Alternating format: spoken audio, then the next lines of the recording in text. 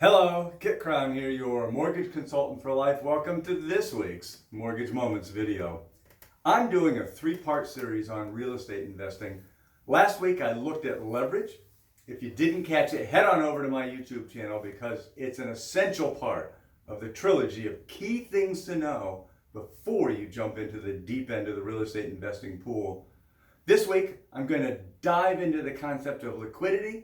Next week, we'll finish up with a discussion of just what passive income is and isn't. There's a tongue-in-cheek line that goes, civilization is only 3 paychecks away from anarchy.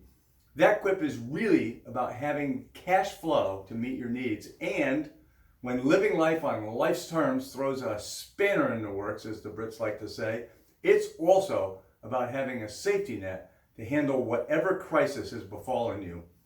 We have all run into situations where our cash flow dries up and we need to scrounge around for money to tide us over. Most of the time, it's more stressful than it is difficult. We borrow against our 401k, we take out a personal loan, we go ask for help from friends and family. But sometimes we don't have that option. And that's where it gets particularly tricky if you're a real estate investor. Here's why.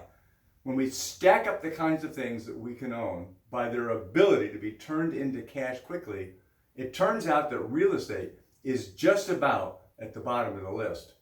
Part of that is inherent in the complexity of financing that every buyer will face. And part of it is that there really aren't a huge quantity of qualified buyers sitting around waiting to buy your property. Combine these two factors, and you have a true liquidity crisis if that's where you've banked all your safety net.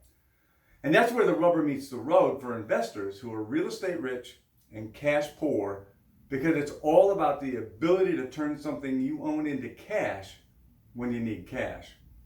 We'll all agree there's no substitute. When it's time to pay your mortgage or your bills or put food on the table or, well, the list goes on forever, you can't go into the grocery store or call your credit card company or call your mortgage company and say, hey, I'll give you a piece of my house instead of cash. It just doesn't work that way.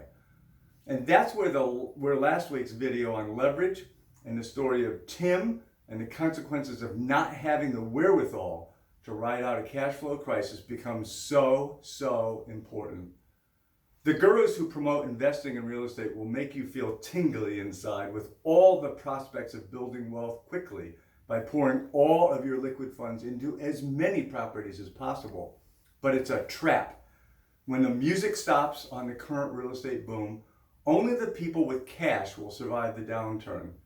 Your takeaway from this video is that among the things that you own and invest in, you always want to maintain a healthy balance of cash and of things that can be turned into cash quickly for those times when you need the wherewithal to ride out a cash flow crisis. And when, not if, the bad times come again, those who have saved the least and have all their eggs in the real estate basket will be the ones whose rental portfolios the buzzards feast upon, delighting in their despair all the while. Liquidity's lasting lessons, at least for the unsuspecting and ill-prepared. Well, that's it for this week. Thanks for watching, and remember always that I'm here every day to help solve the problems that living life on life's terms sends your way. Keep my number close by so that you can reach me anytime you need my help, or anytime someone you care about needs someone who will care about them as much as I care about you. See you next week.